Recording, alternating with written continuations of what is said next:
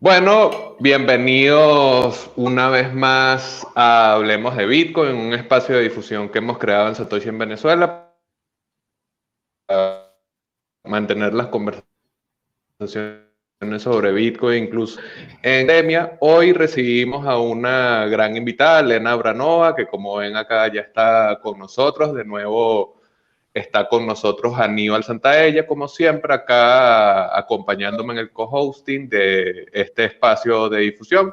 Y antes de partir, vamos a compartir un mensaje de nuestros sponsors.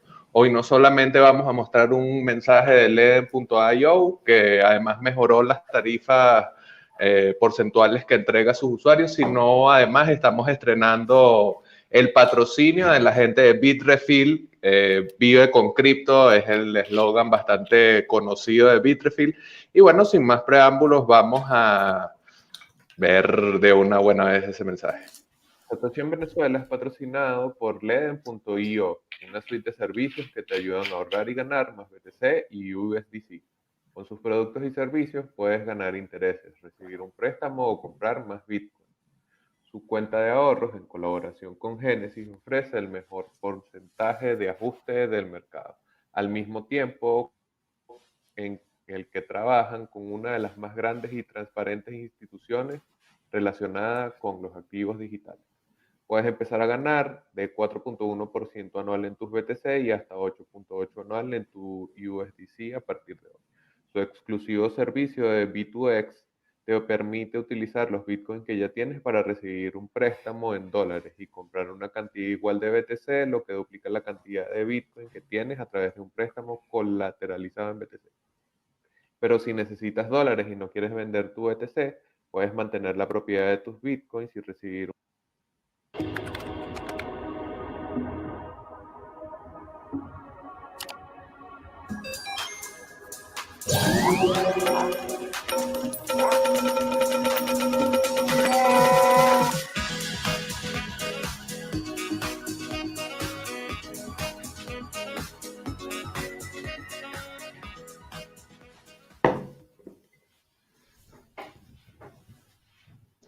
Bueno, y también recordarles que se suscriban al canal de YouTube de Satoshi en Venezuela, donde siempre estamos compartiendo este tipo de encuentros digitales con miembros de la comunidad Bitcoiner de Venezuela y de otros países, como en el caso de Alena, pero también Satoshi, que es un semanario noticioso Bitcoin Only, que probablemente estrenemos mañana el número 10. Aníbal, muchas gracias de nuevo por estar aquí. Alena, it's a great pleasure to be with you here. We are going to talk in English, the main part of the interview or the conversation.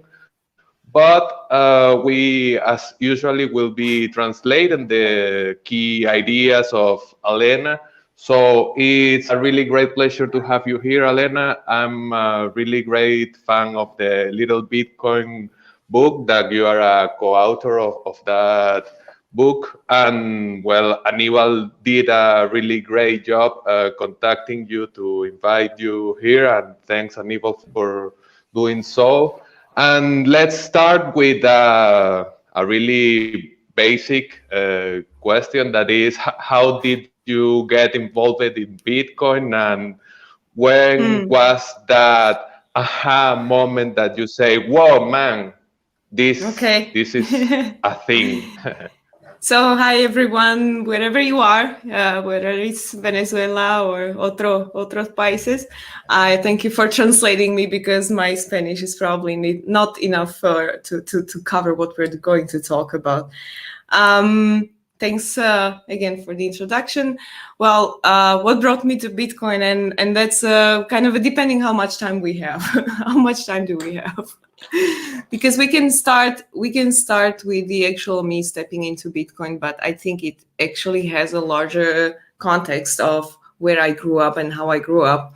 And I think we, especially you being from Venezuela, me being born in former Czechoslovakia under the totalitarian regime, under the centrally planned economy, I think we have a lot to share there.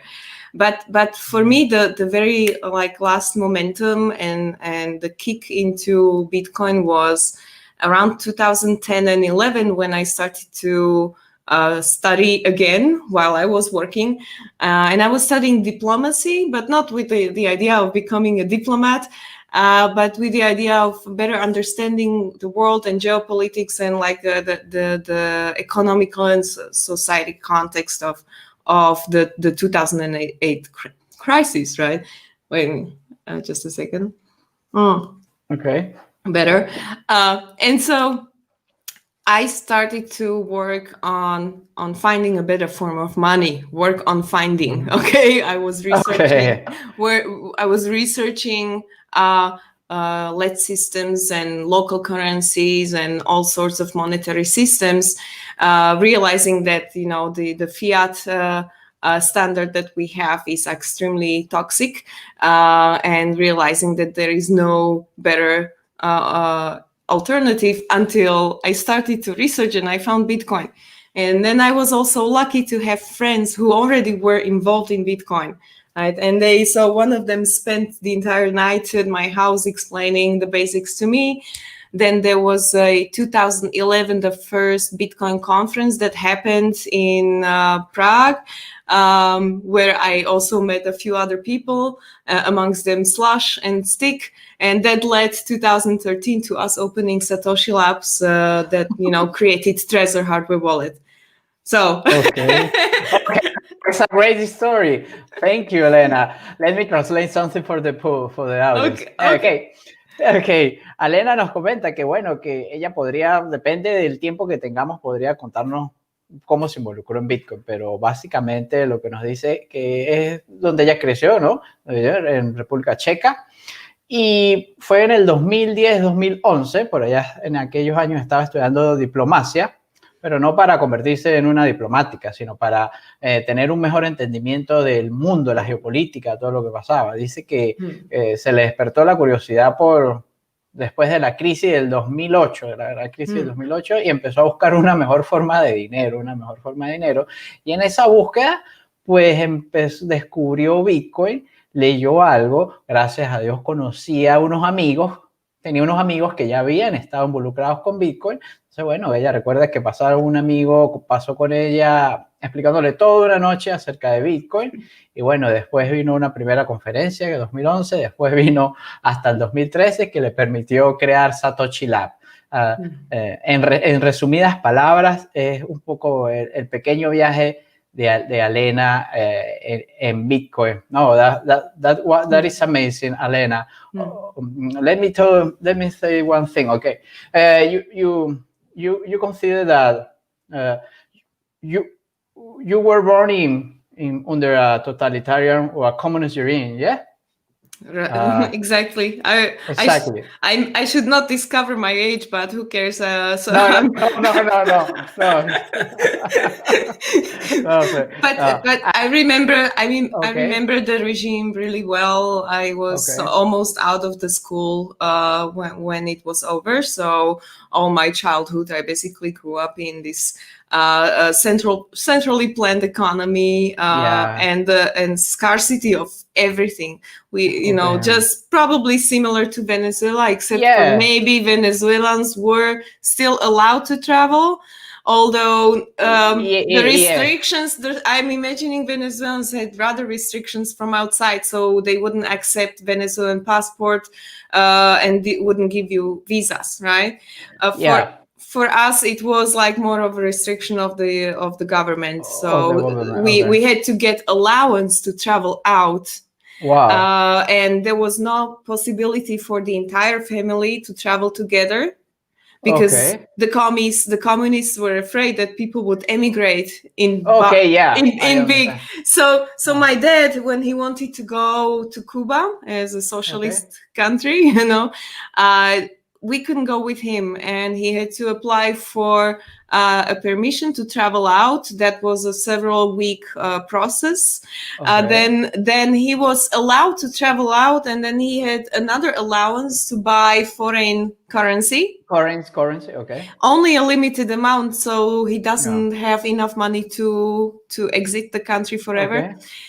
And then they would travel, and there was usual deep cavity search on the borders. So I would love to enjoy this opportunity with you guys to share all the shades of gray of totalitarian regime, and then maybe eventually compare to what's going on this year in the world globally, not just in Venezuela. Because I'm sure you see the same. I'm sure you see what's going on. We have the advantage. I'm saying this is the advantage of having lived totalitarian regimes, because we sense it much more, and we're much more sensitive to it than some Western countries where everything was kind of rose and purple for a long period of time, right? And it's not anymore. Ok, Aníbal le preguntaba a Elena sobre si ella también viene, porque además lo que nos encuentra en parte hoy en esta conversación es compartir este background de vivir en un régimen totalitario, en un régimen socialistoide. Entonces Aníbal le partía con esa pregunta, si ella realmente había vivido esa parte de la historia de Checoslovaquia, de la URSS. Y Alena dice que a pesar de que no quiere revelar su edad, que todavía tiene algunos recuerdos por allí, como, bueno, algunas cosas que terminan haciéndose comunes en este tipo de situaciones, y describe un panorama que a algunos de las 26 a 30 personas que han estado aquí con nosotros, que sean venezolanos, probablemente se identificarán, y que no necesariamente tienen que ver con la región, sino con el sistema político alrededor. Entonces nos comenta un poco esa experiencia, que es interesante para ella poder estar aquí hoy, porque cree que ese suelo común que tenemos a nivel experiencial hasta cierto punto, de haber o estar viviendo o haber vivido en este tipo de condiciones socioeconómicas, lo que nos dice es que puede ser como bastante interesante la conversación por ese piso común para el diálogo. Y además dice que Bitcoin puede ser una herramienta bastante útil para hacer frente a este tipo de condiciones, para poder levantar las libertades frente a los regímenes autoritarios. Creo que pudiésemos mantener entonces el mismo tono conversacional allí, y vamos a ahondar en esas ideas alrededor. Quizás algo para mencionar, Javier, porque nos comentó Elena que es muy diferente a Venezuela, que estamos en el régimen totalitario desde el 99, que ella comenta que en esa época la familia, para salir de Checoslovaquia, tenían que pedir un permiso, como una visa, ¿no? Y para viajar no podían salir todo el grupo familiar en conjunto, porque el régimen comunista iba a sospechar de que quizás toda la familia iba a dejar el país. En Venezuela eso no ha llegado a pasar de esa forma. Comentó también que tenían un control de cambio y podían acceder a comprar ciertas cantidades de divisas, obvio, una tasa oficial. In Venezuela, we had the same, Anita, with the money, Alena, with the money in the past, like, I don't know, it was ended like 5-6 years ago, I can't remember, but if we wanted to travel, we can get access to a limited amount of USD dollars, something for that way, and an official rate that it was like a rate established by the regime. Well, it ended like, I don't know, I can't remember, 5 years ago, because they drained all the money from the country. It's normal. So, and there's typically also a double standard and black market around the money when you have this controlled environment. In Czechoslovakia, we had something like that as well. Cuba has the same. Okay, in Cuba you have pesos cubanos y convertibles. And you know, the funny thing is the name, they say it's a black market, but it's the free market, you know? It's the free market, but it's the market where everyone have access. I don't know. the same basically happened with the golden standard, right? Even way before 17, late 50s, 60s, there was a black market because the gold was pegged, or let's say that there was a fixed price of, I think, $35 per ounce of gold. Yeah, under Roosevelt, yes, I remember. Yes, and it gradually degraded into the black market, which was the real market price. So it was depegging already way before 1971 when Nixon went Nixon shocks, Nixon decided to take a unisono action on this. So this is fascinating. Plus, the fact that you guys have gone through several waves of hyperinflation and losing everything, all the value. It's so visible. While, for example, in my country, there was a let's say one time, but the government liked to just rob instantly and fast, and then rob in lesser waves. So, so first of all, after 1945, after the Second World War was over and Hitler went away after decimating the economy and the country, communists took over. And just 3 years later, in 1948, they nationalized all private business. Okay, so that was step one. And then in 1953, they did I love when politicians use nice words, these newspeak, and they call it a monetary reform, which was basically, we are going to steal all your savings, all your other assets, your investments. Everything was very complex and complicated prepared, so it was not like 1 to 30, but on average, people lost 1 to 30 of all their other possessions that were not nationalized before. Okay, so that's like all the different shades of gray of how governments can steal from their people. And do you remember if you had in Czechoslovakia something like a monetary reconversion, like remove zeros from the currency or something like that? Yes, well, we went through other reforms after 1989, of course, because we converted from centrally planned economy to open economy.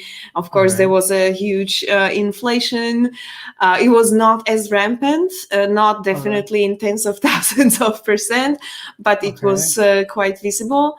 And then also Czechoslovakia divided into Czech Republic and Slovakia in 1993. So we had a common currency. We had to kind of divide it. So for a while, the Slovaks were using some kind of stamps on top of the usual bills.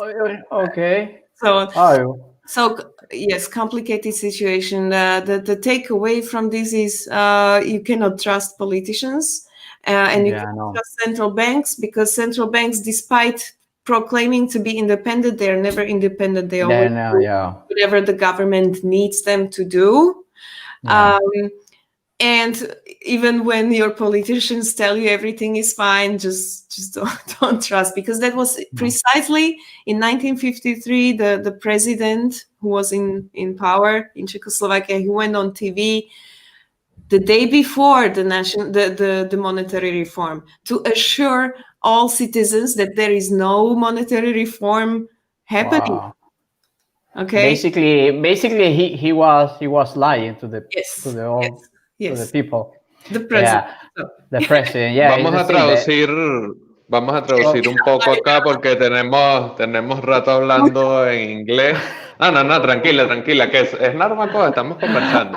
Además que estando en vivo es mucho más sencillo uno irse al tema como tal. Alena nos comenta, o sea, cuáles son esos elementos que ella reconoce que hay generalmente en los regímenes de este tipo, y además Aníbal le preguntaba por una cosa bastante clave, que es el control de cambio. Si algunas de las 43 personas que están ahora mismo conectados con nosotros tres están viendo esto desde Venezuela o son venezolanos, seguramente esto les va a sonar súper común y súper cercano.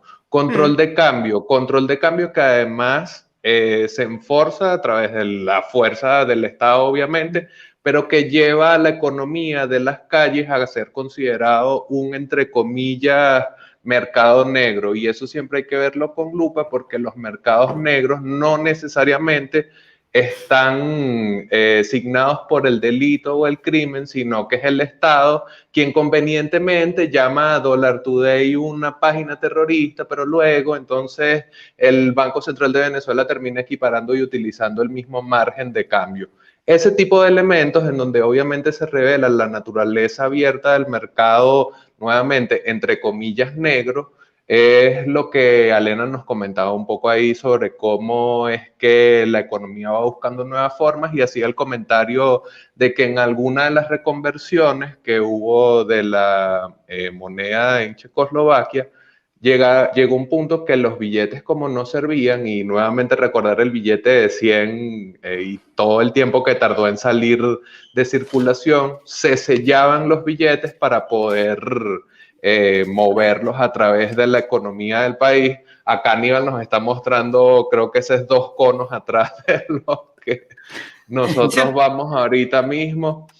Y lo que se demuestra con esto es que termina siendo la depreciación sistemática del valor del ciudadano, una política de Estado, una política del régimen para sostenerse en el tiempo.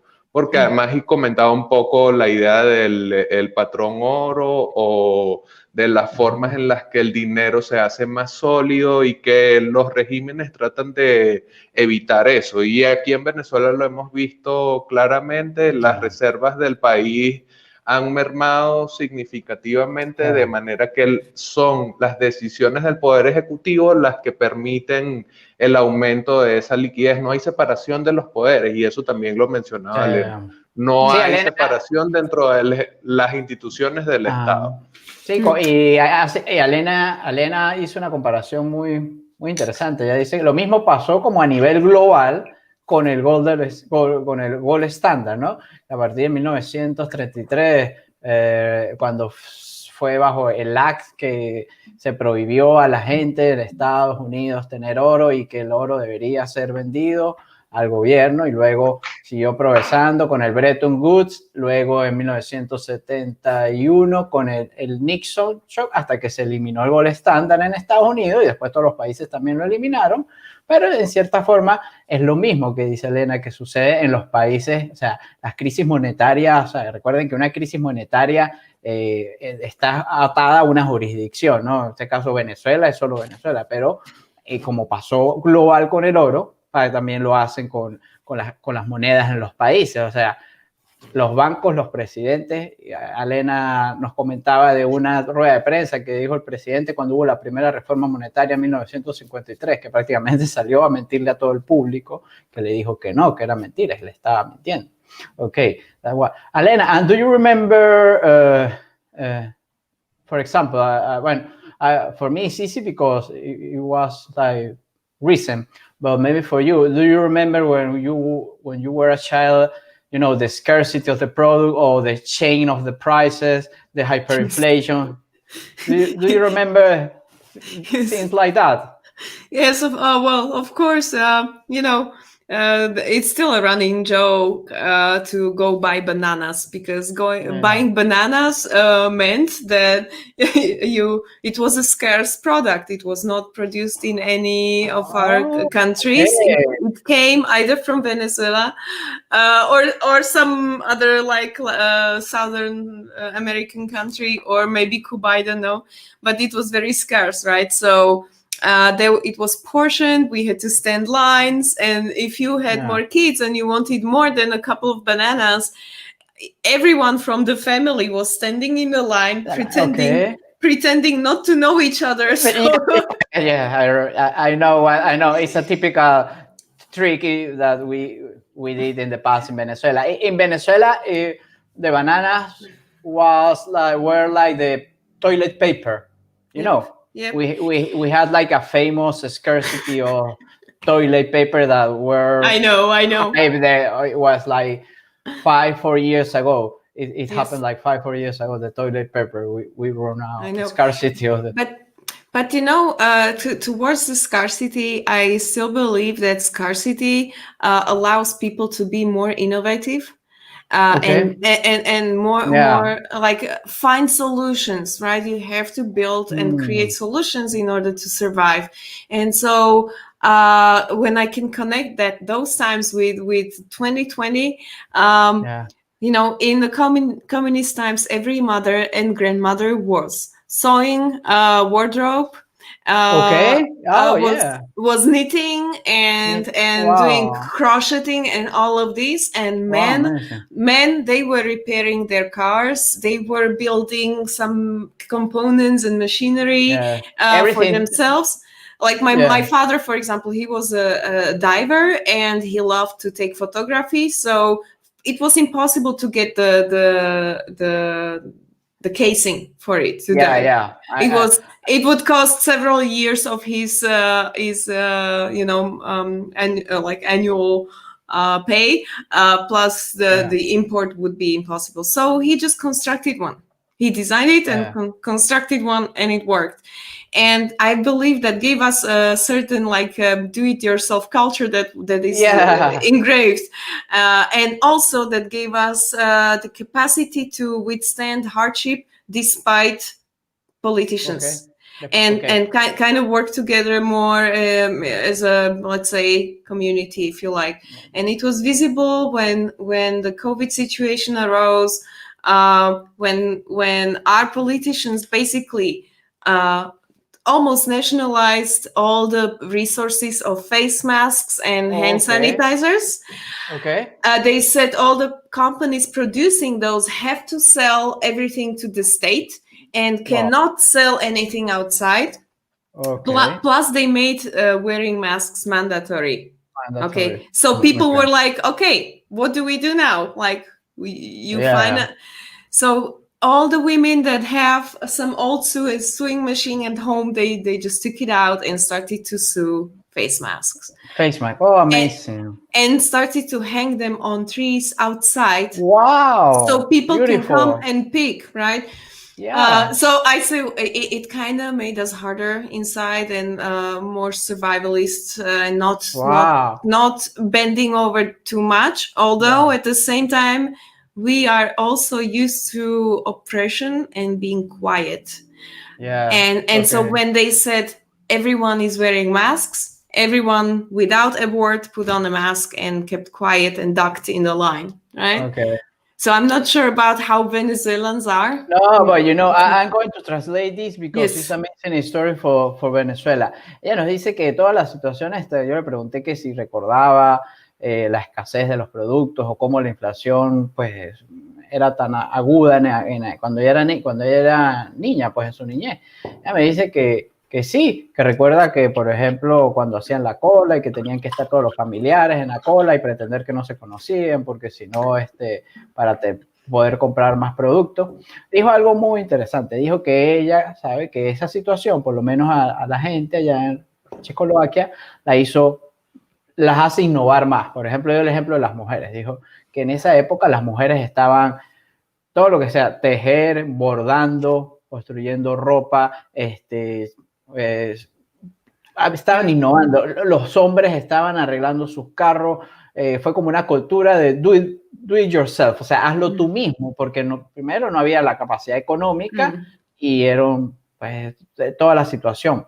Dijo que ahora que eso unió a la comunidad y la gente innovó. Y ahora que recuerda con la época del COVID, ahorita este año, con COVID-19, dice que lo primero que hizo el Estado fue prácticamente con las máscaras y la hand sanitizer, los geles para las manos, desinfectantes, dijeron, todos esos productos no los pueden importar a las compañías.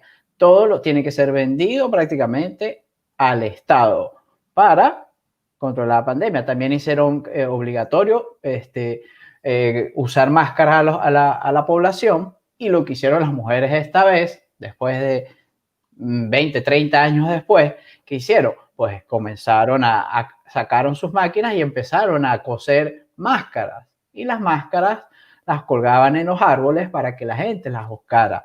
Entonces, ella dice que toda esta situación pues tiene como un lado que despierta la innovación y por otro lado los han hecho más unidos, ¿no? Una historia, that is a beautiful history. And so this I think, because a lot of journalists have been asking me why there's so many Bitcoiners, or it seems that there's so much Bitcoin activity or projects coming from here. I'm guessing that this is one of the reasons. Another is also a decent technical education that we have here. Right. So there's a lot of like tinkerers, you know, people that like to play. Yeah, yes. It's like you don't need. We don't have to explain Bitcoin for the Czechoslovakian people. They need to have like it's how to explain because they have been through these hard moments that you have experienced since that. For example, maybe here in United Kingdom and Scotland, it happened in centuries. I don't know. Here's the thing. I mean, we still have to explain Bitcoin. There's so many people who seem to forget history, first of all, and not connect the dots. So it's still good to go back and explain that, even a small inflation is actually maybe not good. Why? Okay, you don't see that much instantly, but even let's say 3% inflation, okay? A dream, and the target of the European community, right, is around 3% inflation, more or less. And the central banks, they also announce like that inflation. If they seem to be doing better, then they issue more money. So so they target more of the 3 or 3.5% inflation, which already is in my mind a little bit sick. And so as they're doing this, most people, even if they are able to make any savings for the later period of their life, by the time they arrive there within next 20-30 years, the savings that they have made will have lost most of their purchasing power and the value anyway, because of the small creeping inflation, right? And so even what we're living now is just playing into the hands of the top guys. And don't take me wrong, I'm a super capitalist. Okay, I don't envy anyone's wealth or success, and I think we need entrepreneurs and wealthy people to be able to move forward. But this system is specifically designed to make to abstract value from the middle and the lower class, or from us, the plebs, right? And it's called Cantillon effect. We also talk about it in the Little Bitcoin book, which, by the way, is also available in Spanish. So please, if you ever have anyone, if I may shield the book a little bit, if you ever have friends that don't speak English but want to understand why Bitcoin is so important, and they are not technical, or they don't want to go into the details on how it works, but they want to understand the global perspective, that's a book for them. Please go ahead and give them the book. That would be great. It's a great book. Javier, do you want to translate something, or? There was also some questions in the comments, but I guess we'll get to that. We can answer. Bueno, dejamos Javier traducir. Javier. Bueno, Alena nos estaba contando un poco cómo es la experiencia en este tipo de situaciones, en donde uno comienza a ver cosas que parecieran tener cierta lógica dentro de la economía tradicional, como que la inflación se gestione imprimiendo más dinero, y que si vas bien en cuanto a lo económico, pues imprimes un poco más para emparejar con la inflación, para que la economía no vaya a sobre ejercitarse, sobre excitarse, no sé.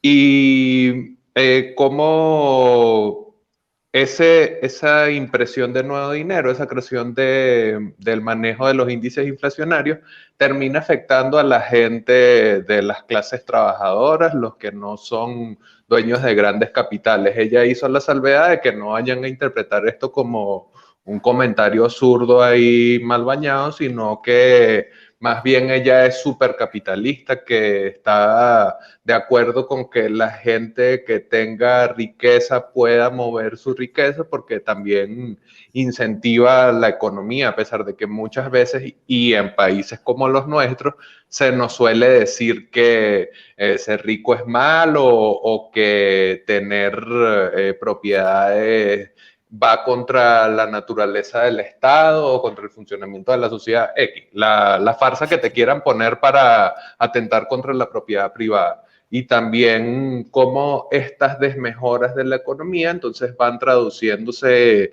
en la vida cotidiana de las personas y cómo se transforma, cómo empeora. Y creo que todo esto está demasiado de la mano con lo que nosotros hemos vivido en los últimos años. Y es nuevamente lo importante de esta conversación, porque al final estamos escuchando la experiencia de alguien que ha terminado viendo en Bitcoin una posible solución, y entonces también allí conectar con otro comentario que hizo sobre por qué hay tantos bitcoiners en Checoslovaquia o en esa zona de Europa que ya no en República Checa como tal. Bueno, porque como en Venezuela, y aquí también hay que hacer unos matices, pero también como en Venezuela es más sencillo, eres más proclive a entender el movimiento de divisas. Entonces las divisas, como cualquier moneda extranjera, ahí uno también puede incluir Bitcoin como un dinero distinto al dinero creado y gestionado por el Estado. Entonces, obviamente, si tú tienes las referencias de haber visto la depreciación del bolívar o de la moneda de Checoslovaquia y luego ves un tipo de moneda que más bien ha ido apreciándose, eso probablemente te va a recordar a la moneda dura que tú acudiste en su momento. En nuestro caso, el dólar. Me imagino que en Checoslovaquia también fue el dólar, pero obviamente vemos las similitudes en los casos, a pesar de que en la historia hay una distancia. Y como Alena dijo, no son las mismas condiciones. Ella dijo que había escasez de cambures. Cuando aquí la economía estuvo lo más grave posible, la gente subsistía principalmente comiendo mangos y comiendo cambures, porque los cambures son muy baratos. Venezuela es una república bananera, como se comentó por allí. O sea que nuestro shortage, nuestra escasez no es de los mismos elementos. Entonces, obviamente, ahí hay una serie de cosas que nos diferencian, pero son muchos más los elementos que nos encuentran, porque las condiciones económicas siempre hacen que la acción del individuo sea más difícil o más sencilla, dependiendo de la economía en donde vives. Y eso tampoco es un comentario zurdo, no vayan a pensar nada de eso, sino que sencillamente las oportunidades te facilitan el desarrollo de tu vida. Si tú naces en un país del primer mundo, una economía desarrollada, y tienes unas oportunidades tales que probablemente vas a ser más exitoso, entre comillas, que alguien que nace en otro país con menos oportunidades, luchando por tener agua, por ejemplo. Entonces, esas inequidades que obviamente existen se agravan si el Estado decide tomar malas decisiones económicas, decisiones políticas que afectan lo económico. Aquí me gustaría hacer una pregunta sobre la libertad de expresión, porque lo mencionaba así como someramente y creo que puede ser interesante para la discusión. You mentioned a little about the free speech, the journalism work, and in that context of the old Czechoslovakia, how was the free speech? How was the freedom of? How was to be a journalist in that country? Could it lead you to the jail or? Okay, there was no such thing as freedom of speech. First of all, people self-censored by a large extent, because right after the nationalization, the 50s and the 60s, still the beginning of 60s, were pretty brutal. Over several hundred people died. Just sent to the death row as political prisoners. Many thousands were imprisoned. Many thousands were shot or imprisoned trying to cross. And the censorship itself, it was once in the people itself, and the reason why, or the self-censorship, the reason why, because we had our own Stasi, our own secret service. Okay, the secret service was called STB or STB. It was the same as KGB in the Soviet Union, Stasi in Germany, CIA probably, or something similar, or FBI, CIA. It depends in the US. So.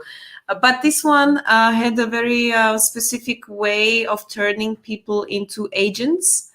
So whenever you wanted to keep your job, you were highly educated, smart person, you wanted to be a teacher or a doctor or something, you wanted to keep the job, you had to first of all sign the membership in the Communist Party. And sometimes they would try to convert you into an agent. Okay, so they visited you and they tried to hire you, right? Either telling you, well, if you don't collaborate, you will lose your job. If you don't do this, we will send your wife, your whoever to jail, and so on. Kids of dissidents, children of priests, dissidents and intellectuals could not study at the university. The dissidents, they issued their own magazines, and they circulated the magazines quietly. So just like they were actually printing illegally, and we call it samizdat. A magazine that you issue and publish yourself, and you distribute it yourself. And one of the dissidents was in the group with also our future first democratic president, Václav Havel. And one of the group, Václav Benda, he wrote about parallel polis.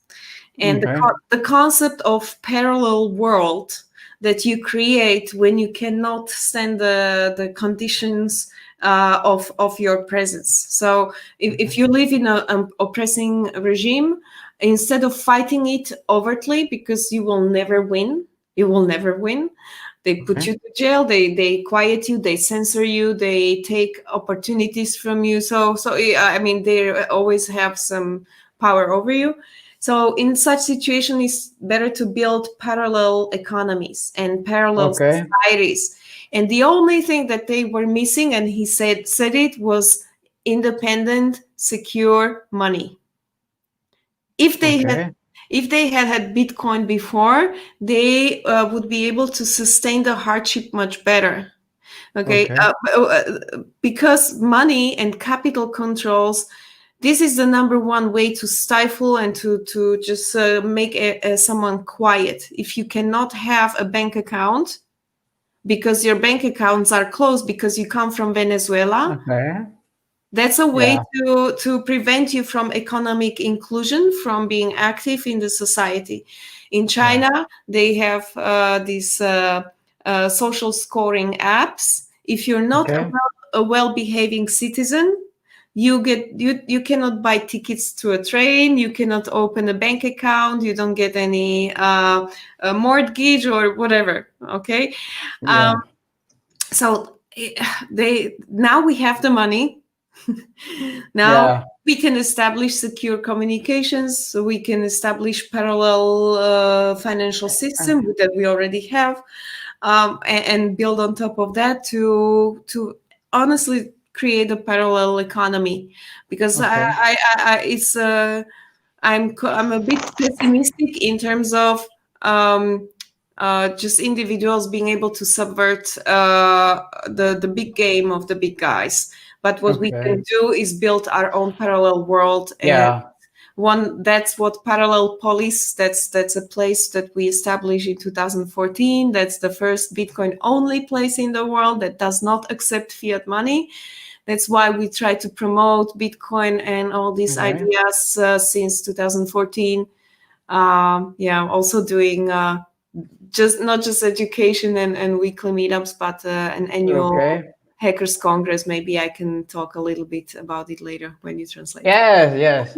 Thank you, Alena. I'm going to translate something. Okay, Alena nos comentó que le preguntamos sobre cómo era la libertad de expresión en esa época y cómo era ser un periodista en la época del régimen comunista en Checoslovaquia. Ella nos dice que básicamente no había libertad de expresión después de que en 1950, cuando fue la radicalización, ¿no? Prácticamente, pues, la gente que se atrevía a hablar era, pues, quizás privada de su libertad, llevada a prisión. La gente lo que optó fue por autocensurarse, pues. ¿Cómo? ¿Por qué? Porque la gente se dio cuenta, prácticamente también existía como la policía secreta, ¿no? Como en Alemania es el Stasi, en Rusia el KGB, allá tenían el STB, algo así. Y que prácticamente pues era la gente que estaba vigilando a las otras personas, ¿no? Otra cosa, que si tú eras un profesor, un estudiante o alguien que estaba con cierto nivel de educación, el Estado te iba a dejar trabajar y dejar como desarrollar tu carrera, pero bajo unas ciertas condiciones, ¿no? Tenías que registrarte en el Partido Comunista y en cierto punto, quizás si eras como suficientemente bueno, te iban a tratar de que te convirtieras en un agente de ellos, ¿no? And the snitching was happening across the families. So wow. you didn't know that your husband is an agent and is bringing on information. So people were kind of quiet in front of each other as well. So when I was a little child, maybe 6 or 7, I came home from school all excited because they taught us a new poem. And I went in front of my parents, I did like this, and I go like about Lenin, you know, and my parents, a poem about Lenin, and I thought it's so amazing, right? But they had to stay quiet and not even indicate to me that, dude, it's terrible, because they knew if I went back to school and said that, they would have trouble, right? My future would be in danger.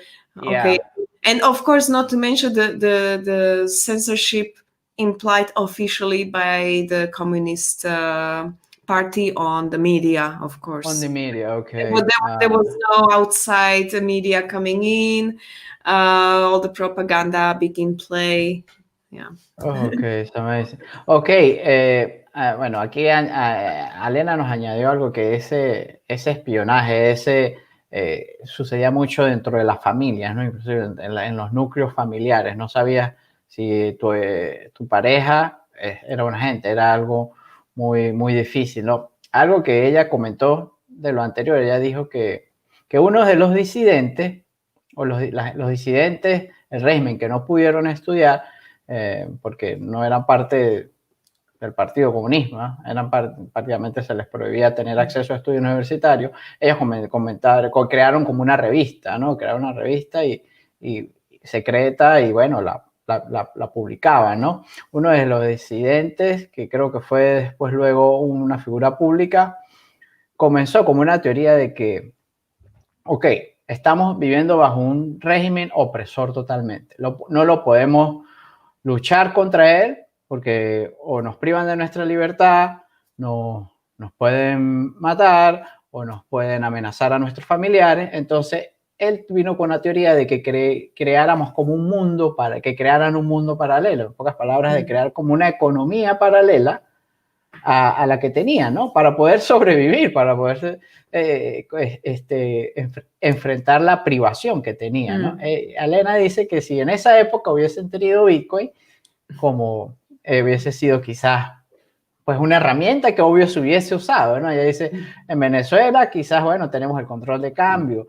En China está las aplicaciones de valoración social, que en base a eso te pueden prohibir o tomar tener acceso al tren, a los servicios públicos, a las cuentas bancarias. En China eso es terrible, o sea, la vigilancia es terrible, pero que no existía Bitcoin, ¿no? Ahora que sí, hoy en día tenemos Bitcoin y como estando como el mundo, bueno, nosotros, no solo educar, pero tomar acción de que crear una economía paralela donde usemos Bitcoin, por decir prácticamente usar el Bitcoin como como unit of account, como unidad de cuenta y intercambiar, crear una economía en base a Bitcoin, crear productos y servicios. Eso es lo que nos comenta Alena.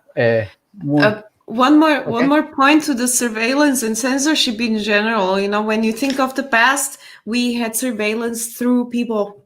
Proxy surveillance, they had to use that. Today, they don't need agents anymore. They have they have the phones. They have our social media accounts. They use cameras. We have surveillance on our streets. They use Chinese provided AI to crank all the data from the cameras real time. And a lot of big data is coming into play. I really recommend you to watch.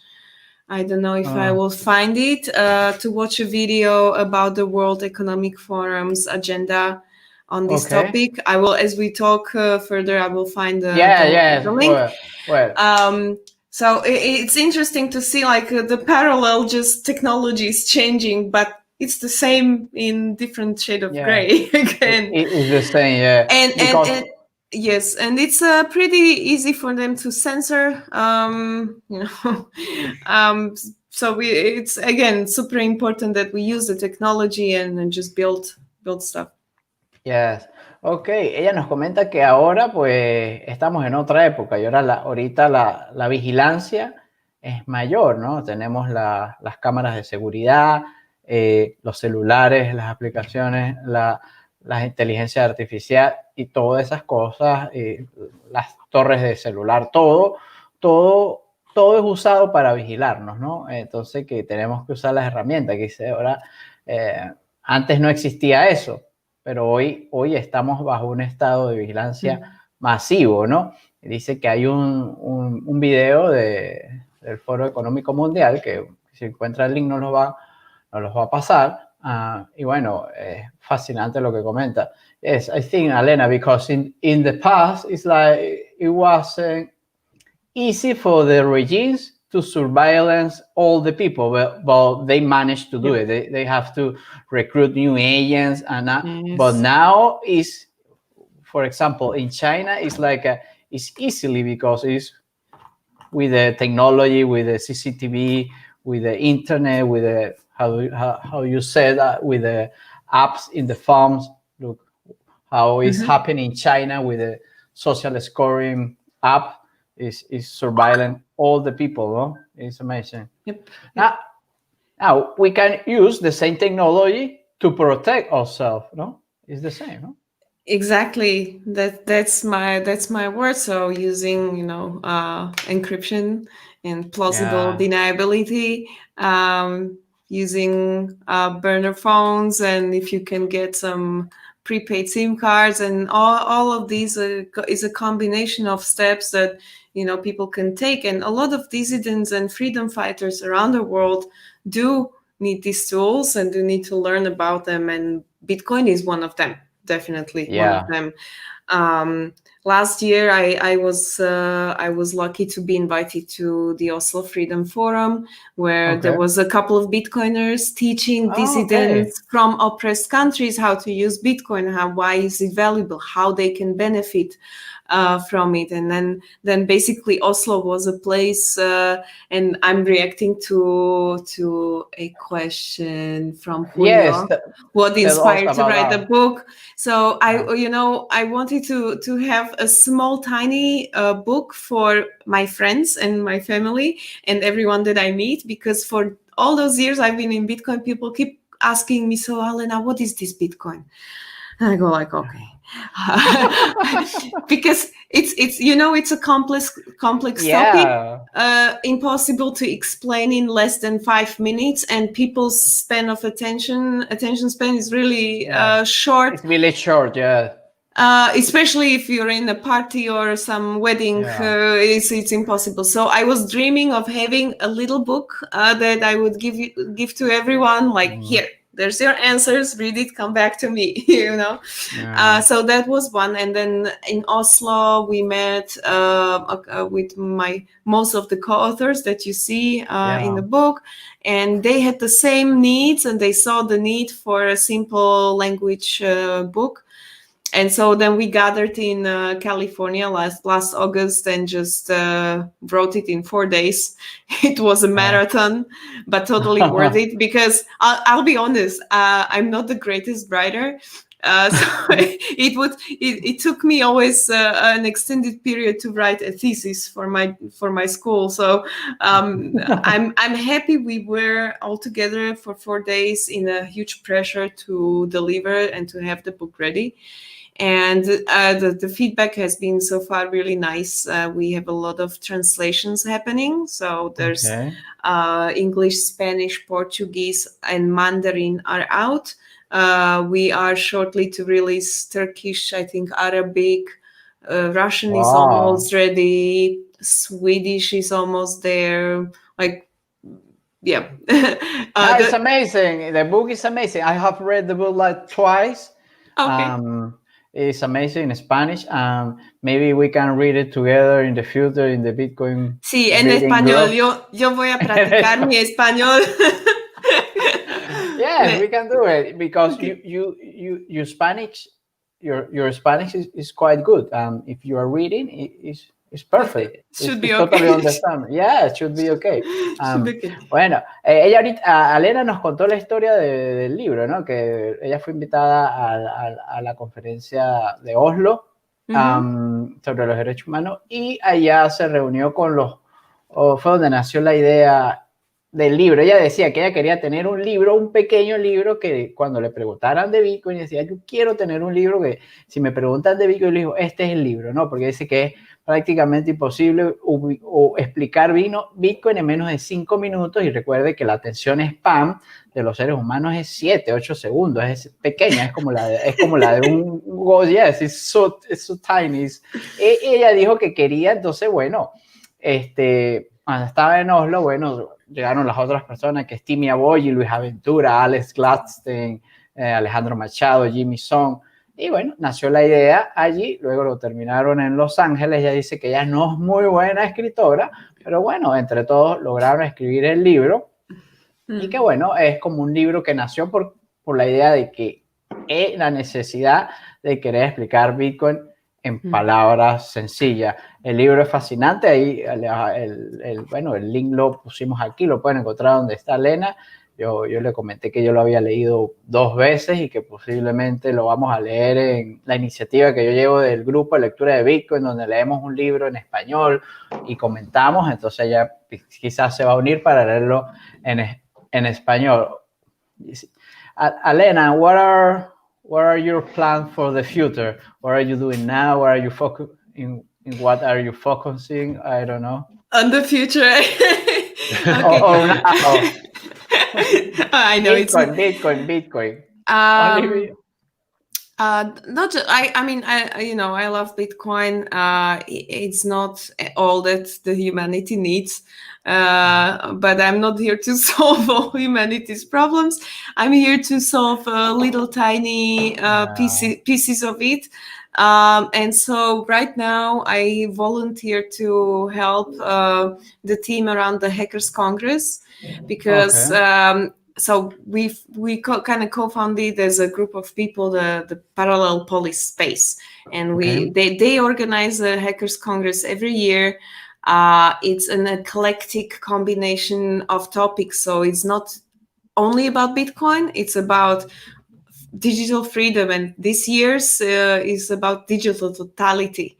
It's an extremely timely topic for 2020. I think all the travel bans, capital controls, all the inflation, surveillance, everything that we talked about in the past can be so visibly, seen and felt today.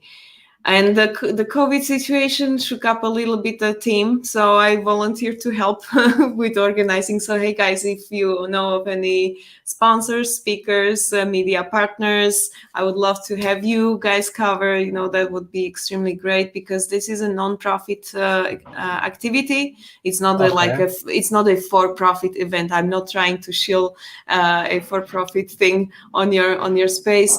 And this year we will try to do it much more online because of the travel situation and the travel bans, right? Yeah. There is no freedom of movement. It was taken away from us like this. Even the Schengen area was closed like this. So we will do much more online presence, and I'm kind of helping a little bit there. There's a few more stuff coming up, but I will comment maybe eventually. When it will happen, the Congress this year? The Congress is the 2nd to 4th of October. October, okay. Yes, in Prague. It will happen regardless. So either it will happen on site plus online, or just online. Okay. We are preparing for everything. Yeah. This year I will. Yep. Ok. Yeah, no, this para year, traducir un poco ahí esa parte antes de que...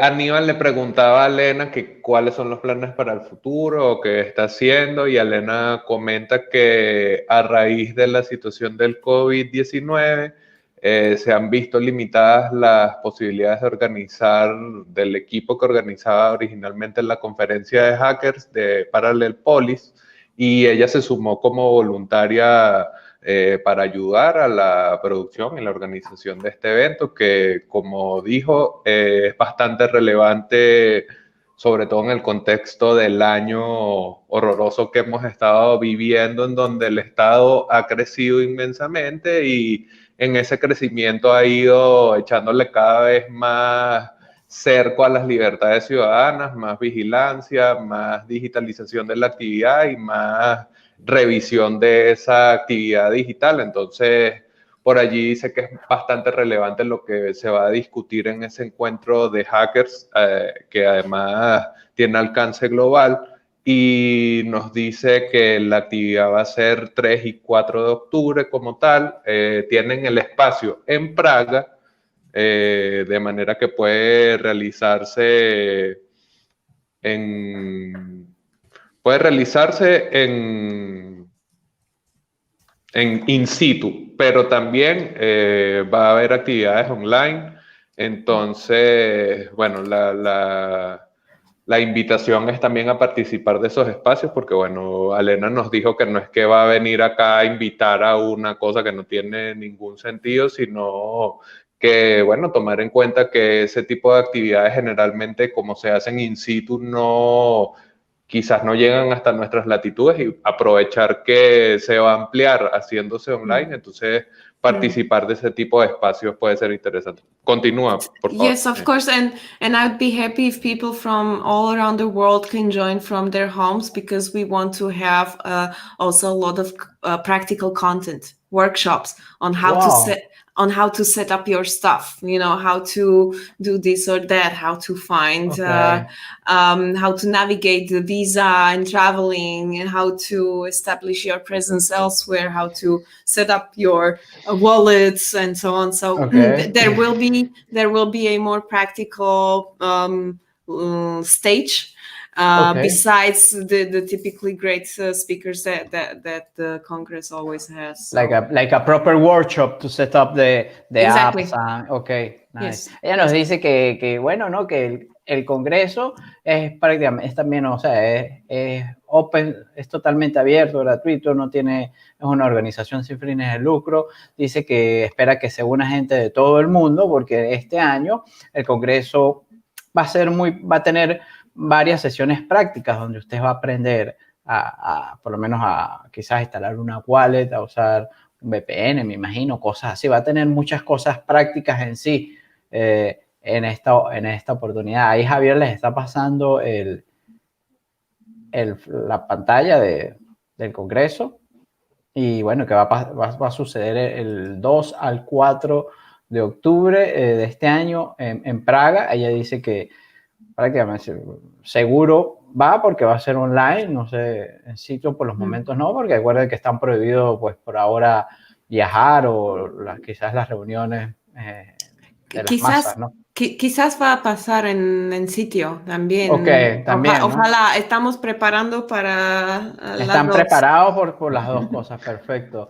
Okay. It will be great to be there, ¿no? Oh, It would be, there's even people telling us that they will come regardless. So yeah. regardless of it happening, there will be people meeting in Prague to discuss projects, participation, like doing stuff together. So they want to meet in Prague during this time. So maybe we will not be able to open the doors officially. Yeah.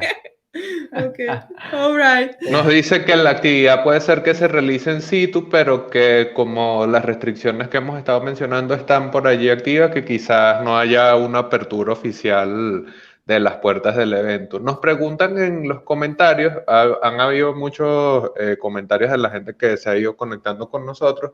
Nos pregunta Sorcode si that is possible to buy the book with Bitcoin, and if there is a way to do so, will be amazing. You know, it's like this, not on an official shop, but if anyone wants a larger amount, he should talk to me.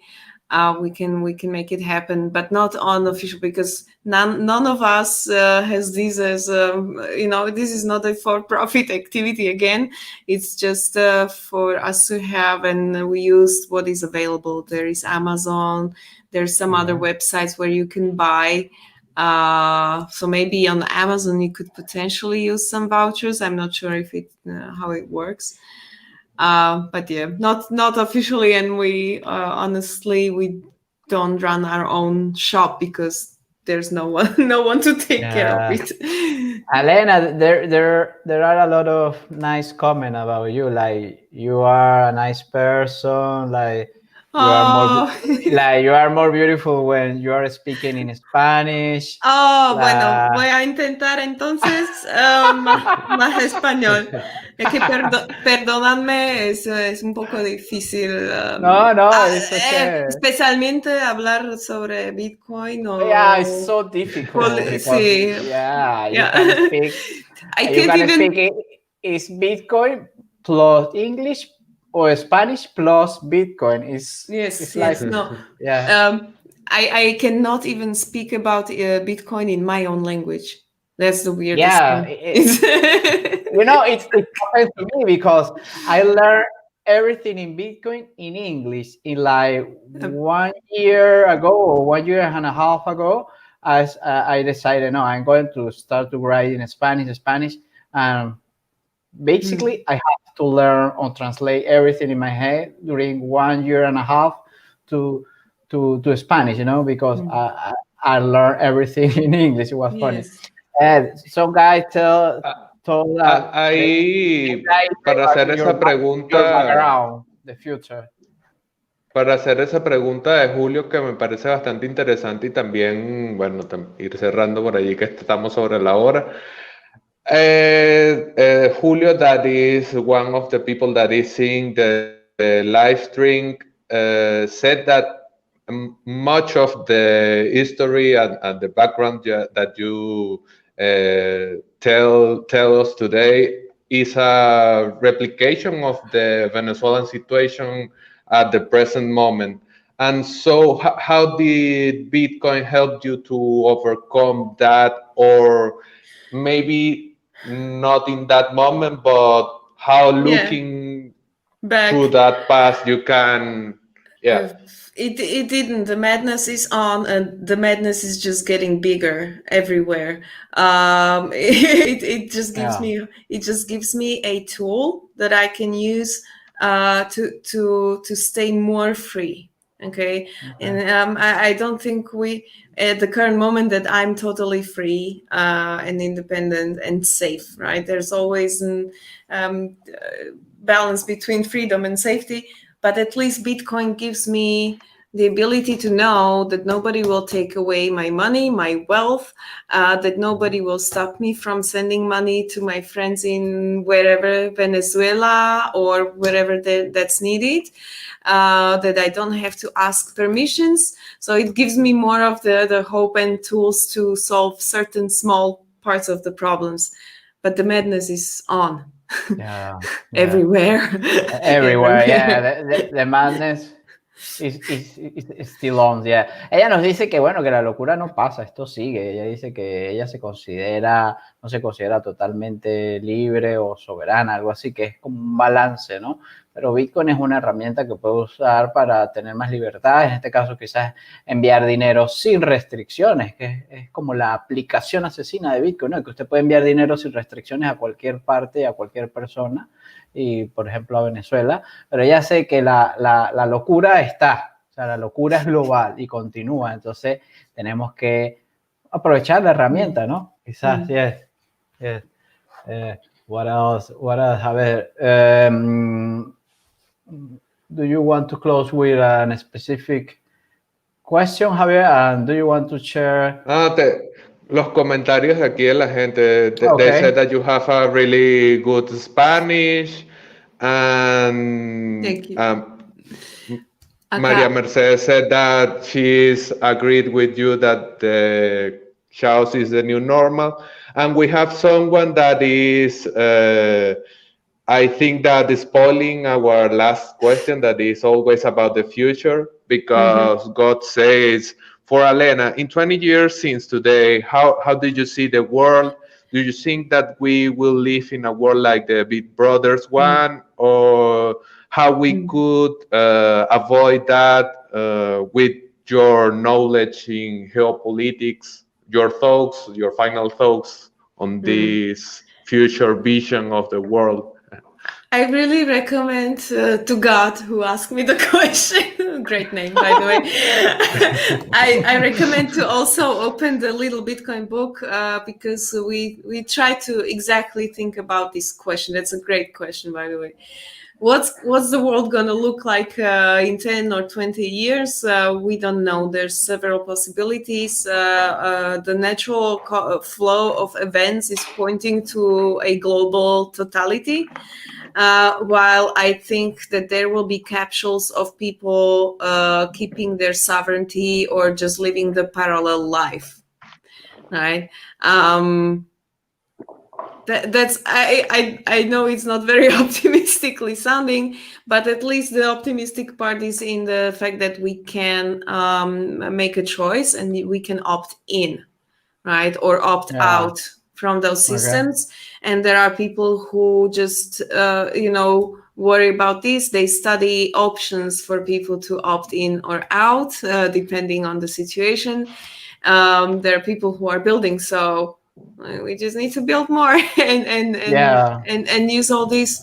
There is the possibility that this will turn out to some larger conflict, which I'm not happy about that option, but it's still possible that there will be some either internal US conflict more escalating, or some US-China conflict or whatever, or maybe someone will want to grab Venezuelan resources, So it's like this 2020, 2021, I think it's pretty like tumultuous, and we don't know really where it's headed. But in 20 years down the road, I'm hoping to have at least pockets of free spaces around the world. And if everything goes well, even a more voluntarian society. So, someone said we should ban socialism and communism in the comments. My first reaction would be the same. Yes, let's do it because they're horrible, right? Yeah.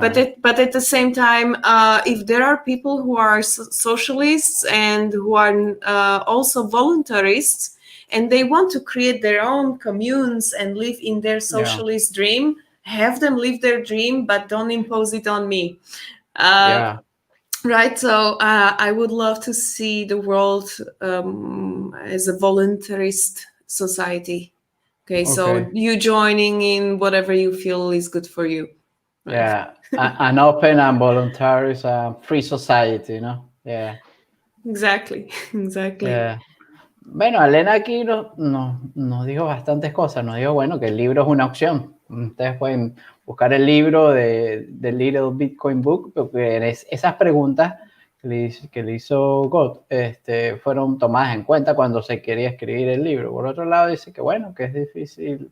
Muchos juegos geopolíticos, ahorita más que todo quizás con la pandemia, usando la pandemia, China, Estados Unidos, la Comunidad Europea, pero bueno, ella dice que 20 años le gustaría ver una sociedad más voluntarista, ¿no? Más colaborativa, más abierta. Comentó algo de alguien que había, aquí Azor comentó de que el comunismo y el socialismo debería ser prohibido, y ella dice que bueno, que realmente pues es la primera reacción que ella tuvo también, pero en realidad lo que ella piensa es que si hay gente que quiere ser socialista o comunista, bueno, ejerza, construya su comunidad, pero no trate de imponerla sobre los demás o sobre mí. Es como un principio de libertad. Entonces, básicamente eso es lo que nos comenta Alena. A ver, ¿qué más? The issue, Aníbal, there is that in a democratic system, what we call a democratic system, this is really difficult because it's actually the oppression of majority, or by majority, and because it's so easy to manipulate people through the media. There is no such thing as true fairness in democracy, right? So if you look at all the Central South America plus Canada and US becoming socialist, it's like most of the countries are either already socialist or getting there. That gives me a scare, right? Because it's scary. It's a scary thing. I know. I think the problem with democracy is that the people through the process, to the process, the people don't elect. Don't have there are not election because the people is just voting for the 2 or 3 guys, 3 options, but it's like there are no election, a fairness election, because the people that have the like the right to postulate as candidate is the people that is I don't know, it's so difficult because it's the democracy is like the fairness system, but I don't know. I don't think that because democracy is like is overvalued for me now. Is the democracy is in if you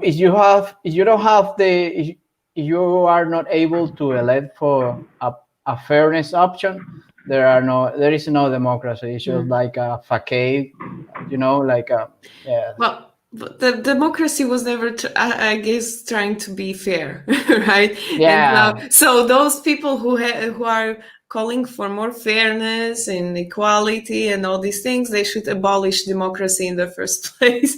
What